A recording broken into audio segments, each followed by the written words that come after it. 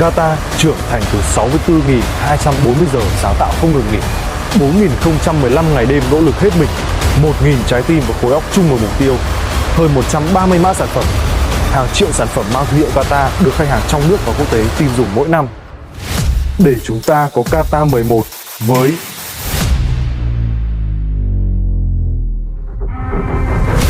thảm lót sàn ô tô Qatar thị phần số 1 Việt Nam, máy massage Qatar công nghệ tiên tiến chất lượng hàng đầu, thiết bị làm đẹp thông minh Qatar dẫn đầu xu thế. Vươn mình trong kỷ nguyên mới, Qatar đã sẵn sàng.